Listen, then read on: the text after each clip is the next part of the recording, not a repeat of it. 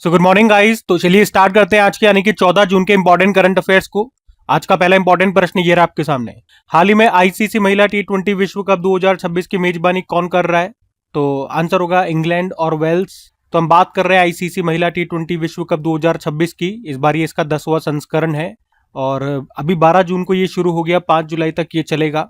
मेजबानी कर रहा है, होस्ट कर रहा है इंग्लैंड और वेल्स। अभी जो उसका पहला मैच हुआ ये इंग्लैंड और श्रीलंका के बीच में हुआ और इसे इंग्लैंड ने जीत लिया श्रीलंका को हरा करके। इसमें टोटल 33 मैच खेले जाएंगे, टोटल 12 टीमें हैं। पहली बार इतनी ज्यादा टीमें इसमें हिस्सा ले रही हैं, मतलब इतनी टीमें खेल रही हैं। और जो फाइनल होगा 5 जुलाई को वो लंदन के लॉर्ड्स क्रिकेट ग्राउंड में खेला जाएगा। अच्छा, जो भारतीय टीम है उसमें कप्तान कौन है? हरमनप्रीत कौर है। और अभी तक आप मेडल यहाँ पे लिस्ट में पूरी देख सकते हो, कब से कब तक कहाँ पे खेला गया, किसने जीता, कौन उपविजेता रहा।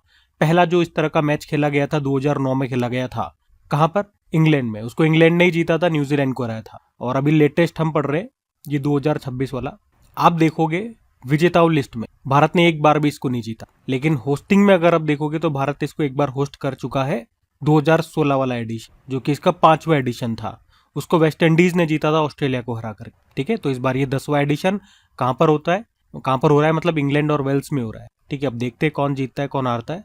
बाकी इतनी बातें तो अभी आप ध्यान रखें। बाकी क्रिकेट से कुछ इंपॉर्टेंट आपको प्रश्न रिवाइज करवाता हूँ। आपको याद होगा पिछले साल 10वां आईसीसी वुमेन्स वर्ल्ड कप 2025 जो भारत में हुआ था, उसको भारत ने जीता था साउथ अफ्रीका को हरा करके। विजय हजारे ट्रॉफी 2025-26 जो हुआ उसको विदर्भ ने जीता सौराष्ट्र को हराकर। और अभी जो चौथा वुमेन्स प्रीमियर लीग हुआ भारत में, उसको आरसीबी ने जीता दिल्ली कैपिटल्स को हरा के। और आईपीएल की बात करें, अभी 2026 वाला ही हम लेटेस्ट बात करेंगे, 19वां एडिशन था और इसको भी आरसीबी ने जीता गुजरात टाइटंस को हरा कर। रणजी ट्रॉफी 2025-26 जम्मू कश्मीर ने जीता कर्नाटक को हरा के। 10वां आईसीसी मेंस टी20 वर्ल्ड कप जो हुआ कहाँ पे था? भारत और श्रीलंका में।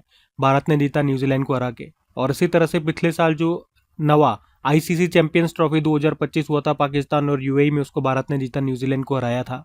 आईसीसी वर्ल्ड टेस्ट चैंपियनशिप ये लंदन के लॉर्ड्स मैदान में हुआ था, साउथ अफ्रीका ने जीता ऑस्ट्रेलिया को हराकर। दलीप ट्रॉफी 2025 सेंट्रल जोन ने जीता साउथ जोन को हराया। मेंस एशिया कप 2025 यूएई में हुआ, भारत ने जीता पाकिस्तान को हराया। ईरानी कप 2025-26 महाराष्ट्र में हुआ, विदर्भ ने जीता शेष भारत को हराया।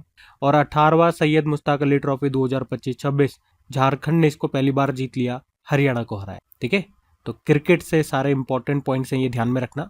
अगला प्रश्न हम देखते हैं। फिर अगले में पूछ रहे हैं, अभी हाल ही में केंद्र ने तेल और गैस की खोज और उत्पादन के लिए किन पूर्वोत्तर राज्यों के साथ ऐतिहासिक त्रिपक्षीय या तीन पक्षीय समझौता किया?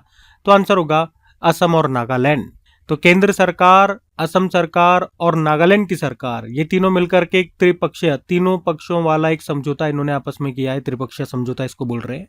क्या ये समझौता क्यों किया गया? तो असम और नागालैंड की सीमा पर कुछ ऐसे क्षेत्र हैं जहां कच्चे तेल यानी कि क्रूड ऑयल और प्राकृतिक गैसेस, नेचुरल गैसेस के बड़े भंडार हैं। लेकिन दोनों राज्यों के बीच सीमा विवाद होने के कारण पिछले लगभग 30 सालों से वहां तेल और गैस की खोज और उत्पादन रुका हुआ है। लेकिन अब क्या होगा इस समझौते के तहत? दोनों राज्यों ने विवाद को अलग रखकर, भैया जो भी विवाद है उसको अलग साइड में रखो और विकास को प्राथमिकता देने का फैसला किया है। तो मतलब अब इन क्षेत्रों में फिर से तेल और गैस की खोज होगा, उत्पादन शुरू होगा। इससे भारत की ऊर्जा सुरक्षा मजबूत होगी और जो हम तेल को इंपोर्ट करते हैं, आयात करते हैं, उस पर हमारी निर्भरता कम होगी। अच्छा, कमाई का बंटवारा कैसे होगा? तो हाफ हाफ होगा, 50-50% होगा। मतलब दोनों राज्यों में बराबर बराबर जो भी रेवेन्यू होगा वो बराबर बराबर बटेगा। अब दोनों राज्यों को मैं आपको ले चलता हूँ, स्टैटिक देख लेते हैं। पहले आप देखो, ये रहा मैप में असम। कैपिटल दिसपुर हो गई है, मुख्यमंत्री हेमंत बिस्वा शर्मा, गवर्नर है लक्ष्मण प्रसाद आचार्य।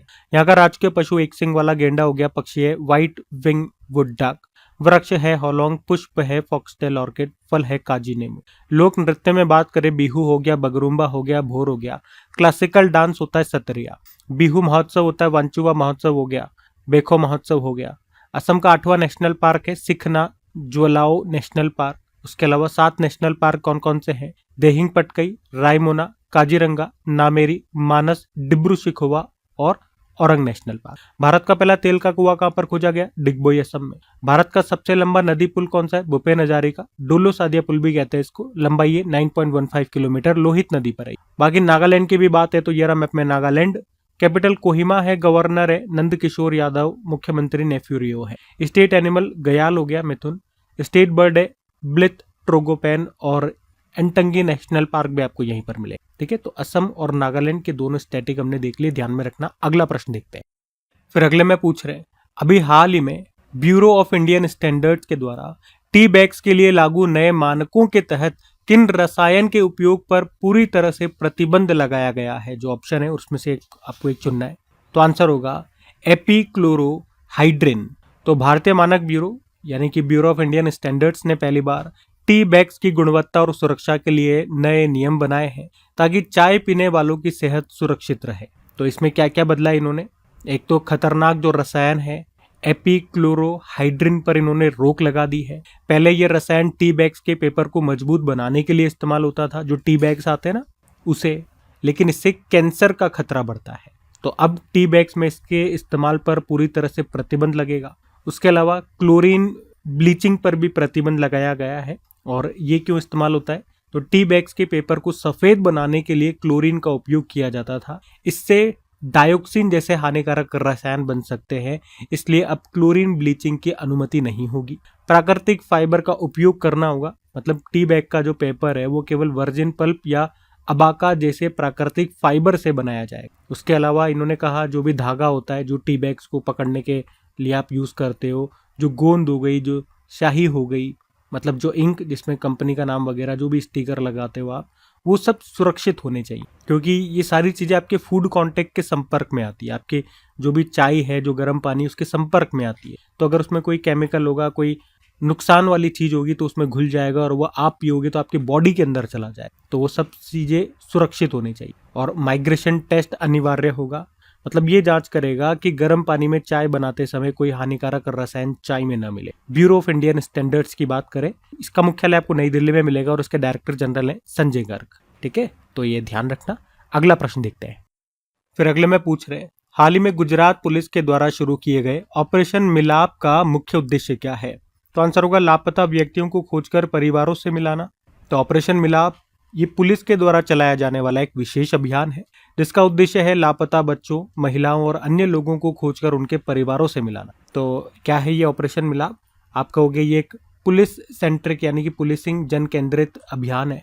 इसमें पुराने और नए गुमशुदगी के मामलों को फिर से जांच किया जाता है। पुलिस इसमें mobile trekking, digital footprint, track child portal और अन्य आधुनिक तकनीकों का उपयोग करके लापता लोगों को खोज। उसके अलावा मानव तस्करी, जो ह्यूमन ट्रैफिकिंग करते हैं, बाल श्रम या जबरन भीख मंगवाने वाले गिरोह पर भी कार्रवाई की जाती है। आपको बता दूं, वैसे दिल्ली पुलिस ने सबसे पहले दिसंबर 2014 में ये ऑपरेशन मिलाप शुरू किया था और अभी गुजरात पुलिस ने इस अभियान को शुरू किया है। ठीक है, तो इसलिए हम इसके बारे में पढ़ रहे हैं, ध्यान में रखना। इसलिए मैंने आपसे ये नहीं पूछा अभी किस राज्य की पुलिस ने इसको शुरू किया, क्योंकि हर राज्य की पुलिस इसको करती रहती है।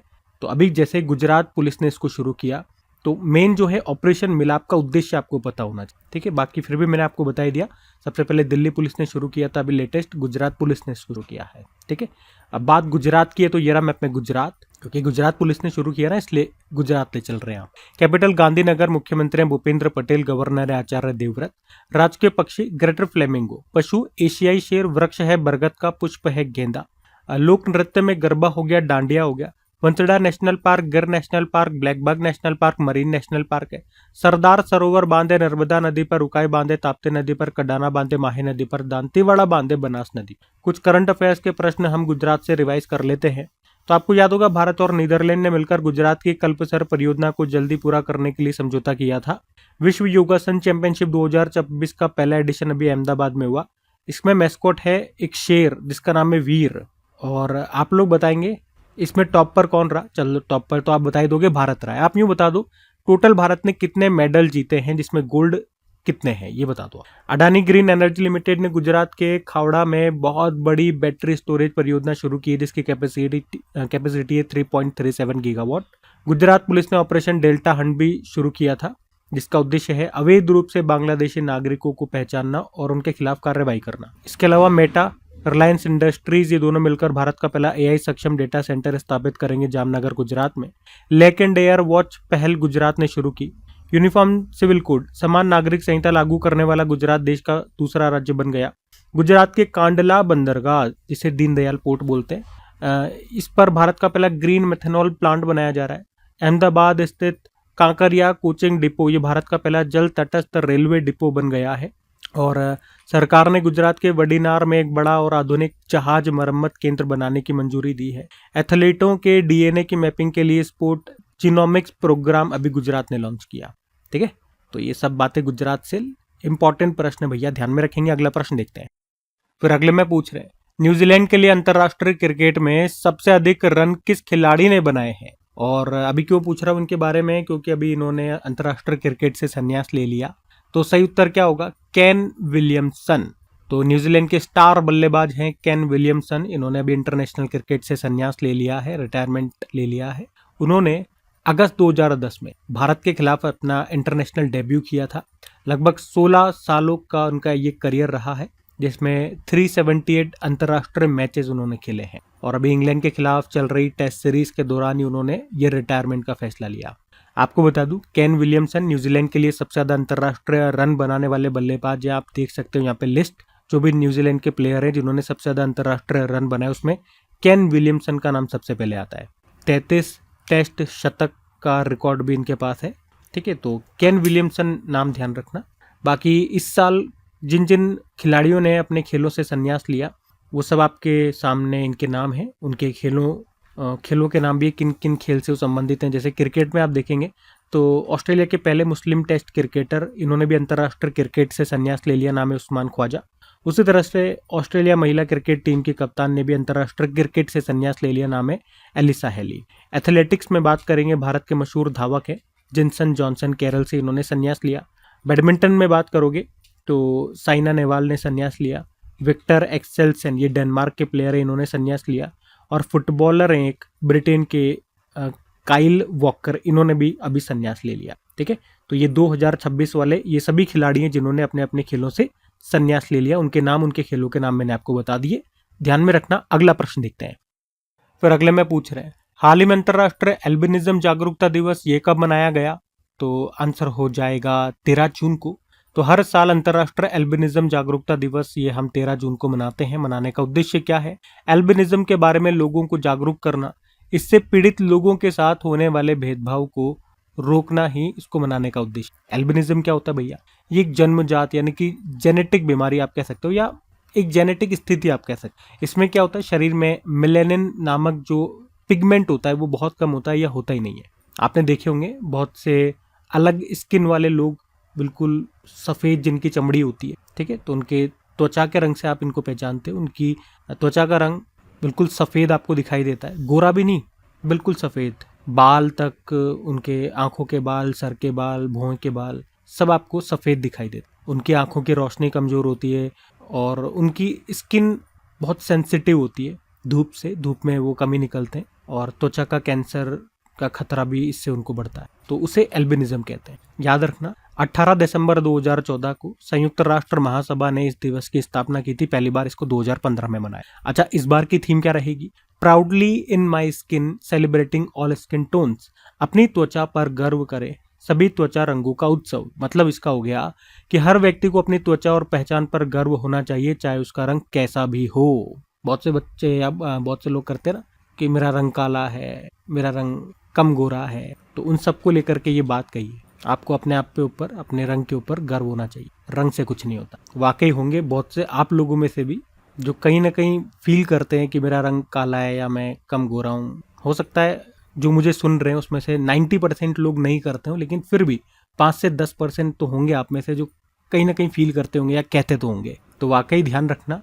हाँ, किसी किसी मैटर में, किसी किसी कंडीशन में या किसी किसी टाइमिंग पे हो सकता है आपको लगे, फील हो कि हाँ मैटर करता है, लेकिन वास्तव में मैटर नहीं करता। मैटर क्या करता है फिर? आपकी पोजीशन। अगर आप एक अच्छी पोजीशन पे हैं तो आपने देखा होगा जो दिखने में अच्छे नहीं होते, काले होते हैं या जिन्हें आप सुंदर नहीं मानते, उनके पीछे लोग या सुंदर सुंदर लोग भी सर टाइमिंग लेते फिरते रहते हैं। और जो सुंदर होते हैं, गोरे गोरे जिन्हें आप समझते हैं, वो भी आपको रेहड़ी पटरी पे दिख जाएंगे, सब्जी का ठेला चलाते हुए दिख जाएंगे, या कोई ऐसा छोटा मोटा काम करते हुए दिख जाएंगे कि आपको लगेगा यार कितना सुंदर है लेकिन क्या काम कर। ठीक है, तो वो मायने नहीं करता है। ये सब चीज़ें मायने रखती थी पहले के ज़माने में, अंग्रेजों के टाइम पे आप मान सकते हो, वहाँ ज़्यादा रंगभेद होता था, लेकिन अब नहीं। अब बाहर निकलो इन सोच से, मेहनत करो, एक अच्छी पोजीशन लो, एक अच्छे इंसान बनो, एक अच्छी सोच के साथ।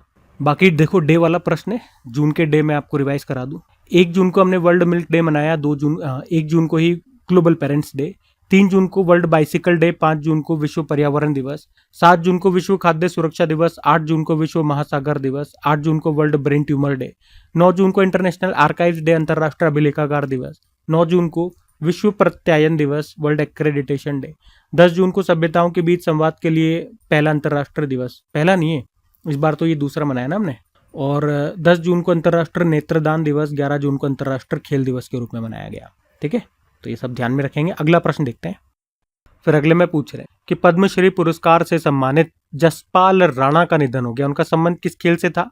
तो आंसर होगा शूटिंग से, निशानेबाजी से। भारत के प्रसिद्ध निशानेबाज और कोच रहे जसपाल राणा का अभी 49 वर्ष की आयु में निधन हो गया। उनका जन्म उत्तराखंड में हुआ था, उत्तराखंड के टिहरी जिले में। ये भी बता दूं मैं आपको, उत्तराखंड से बिलोंग करते थे। कुछ उपलब्धियां उनकी देख लो। कॉमनवेल्थ गेम्स में 9 गोल्ड जीते हैं उन्होंने, सिल्वर ब्रॉन्ज भी जीते हैं, लेकिन गोल्ड में आपको बता दूं 9 गोल्ड जीत चुके हैं वो। उसके अलावा एशियन गेम्स में अगर आप देखोगे 4 गोल्ड ला चुके हैं।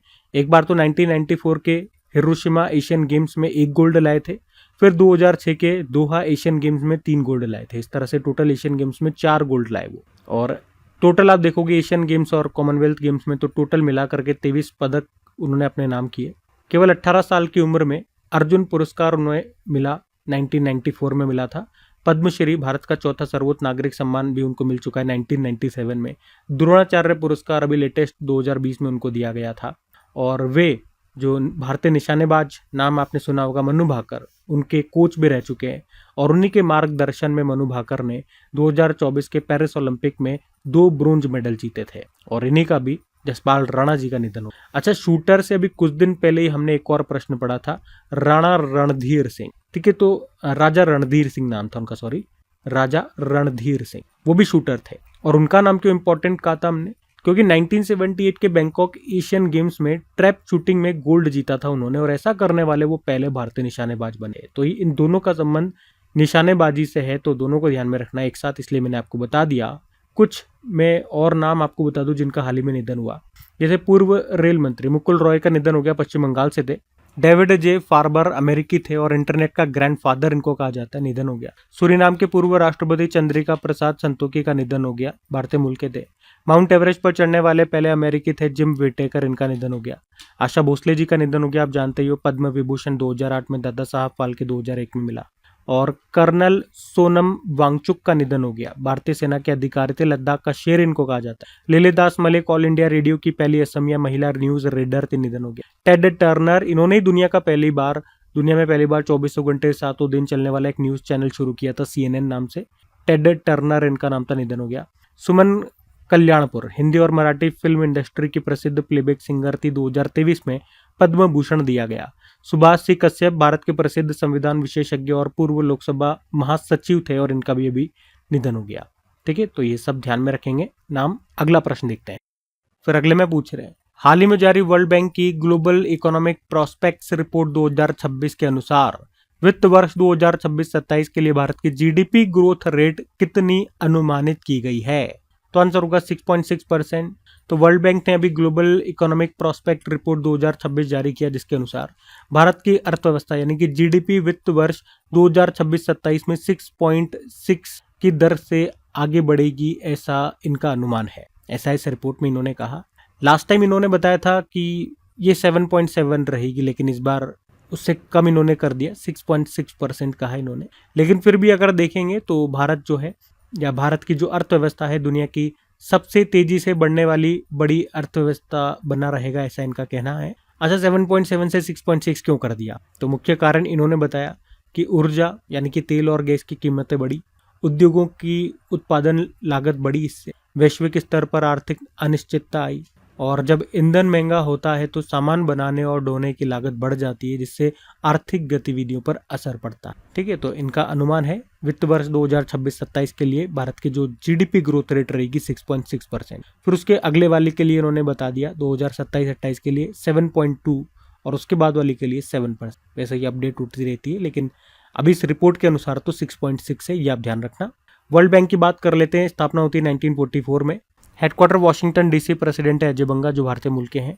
आपको याद है ये वर्ल्ड डेवलपमेंट रिपोर्ट जारी करता है, ग्लोबल इकोनॉमिक प्रोस्पेक्ट रिपोर्ट जारी करता है, रेमिटेंस रिपोर्ट जारी करता है, ease of doing business report जारी करता है। जारी करता था लेकिन अब बंद कर दिया, इसकी जगह इसने बिजनेस रेडी प्रोजेक्ट रिपोर्ट जारी करने लग गया। लॉजिस्टिक परफॉर्मेंस इंडेक्स जारी करता है, ह्यूमन कैपिटल इंडेक्स ये जारी करता है। उसके अलावा अभी वर्ल्ड बैंक ने इसी साल अप्रैल में वाटर फॉरवर्ड नाम से एक नई योजना भी शुरू की। इसका लक्ष्य है 2030 तक 1 अरब लोगों को बेहतर और सुरक्षित पानी उपलब्ध कराना। विश्व बैंक में भारत के नए कार्यकारी निदेशक एग्जीक्यूटिव डायरेक्टर बने नीलकंठ मिश्रा।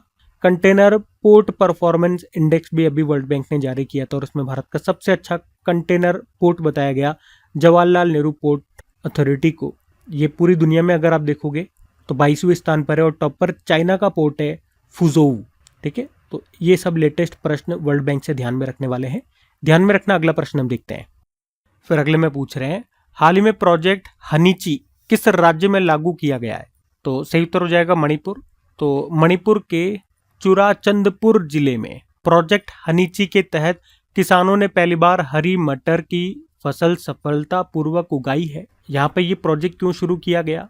एक्चुअली में इस इलाके में पहले कई लोग अवैध अफीम की खेती करते थे और अफीम से नशीले पदार्थ बनाए जाते हैं, इसीलिए ये गैर कानूनी। तो इसी समस्या को दूर करने के लिए नारकोटिक्स कंट्रोल ब्यूरो ने अभी अप्रैल में ये प्रोजेक्ट हनीची शुरू किया। इसका उद्देश्य है किसानों को अफीम की जगह वैध यानी कि लीगल और लाभदायक, जिससे उनको लाभ हो किसानों को, इस तरह की फसलें उगाने के लिए प्रोत्साहित किया। अब इस परियोजना में क्या किया गया? तो अफीम की खेती वाली 254 एकड़ जमीन को हरी मटर जैसी वैकल्पिक फसलों के लिए उपयोग किया गया। मतलब जहां अफीम होती थी अब वहां पे मटर उगाई गई। 124 से ज्यादा परिवारों को इस योजना से लाभ मिला।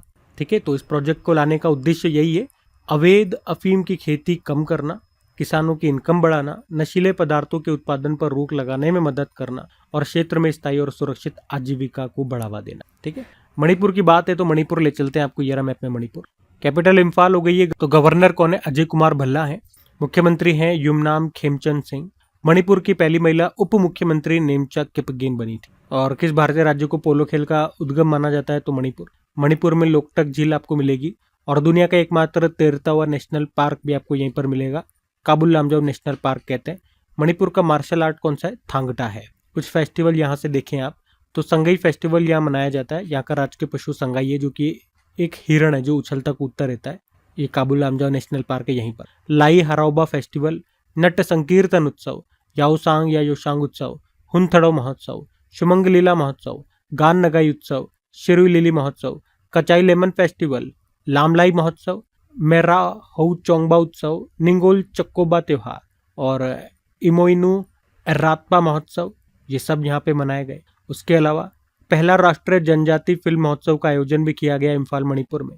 ललित कला अकादमी पुरस्कार के लिए चुना गया था प्रेमचंद पुखरामबम को, मणिपुर के मूर्तिकार है। तीसरा north east India festival, film festival अभी इम्फाल में हुआ। और एक मणिपुरी फिल्म याद रखना, बूंग। अभी 79 नंबर का जो बाफ्ता अवार्ड्स हुआ था उसमें best children's and family film का प्रतिष्ठित पुरस्कार इसी ने जीता था। इसके डायरेक्टर हैं लक्ष्मी प्रिया देवी।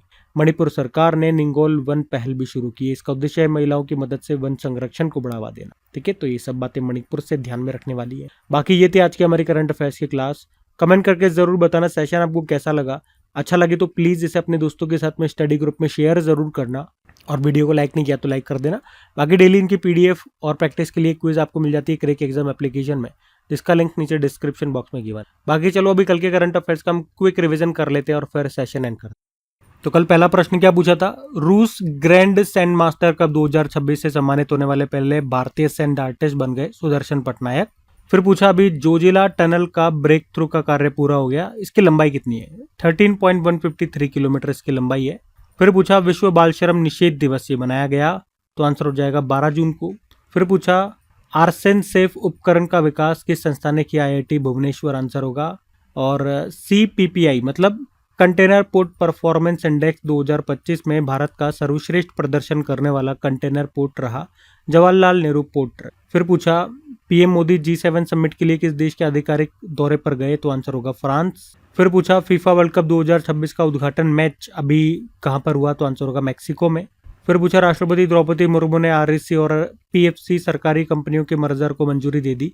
विलय के बाद कौन सी कंपनी अलग से अस्तित्व में नहीं रहेगी, मतलब पूछ रहा है कौन सी किस में मर्ज हो रही है। तो आरईसी मर्ज हो रही है पीएफसी में, तो आरईसी अस्तित्व में नहीं रहेगी। और यूरोपियन यूनियन ने किस राज्य में फ्लेवर, खुशबू और आयुष सेक्टर को बढ़ावा देने के लिए ब्लू वैली क्लस्टर लॉन्च किया? तो आंसर होगा असम ने। तो अगले में देखो क्या पूछ रहे हैं। अंतरराष्ट्रीय यात्रा के लिए इजी कनेक्ट मॉडल के तहत शामिल होने वाला भारत का पहला शहर बन गया वाराणसी। बाकी चलो कल का भी होमवर्क प्रश्न देख लेते हैं और सेशन एंड करते हैं। तो कल आपसे पूछा था कि इस राज्य सरकार ने भी स्तरीय सुरक्षा योजना शुरू की, तो इसका उत्तर होगा केरला, केरलम। आप सभी ने प्रश्न का बिल्कुल सही उत्तर दिया। अब ये रहा आज का आपका होमवर्क प्रश्न।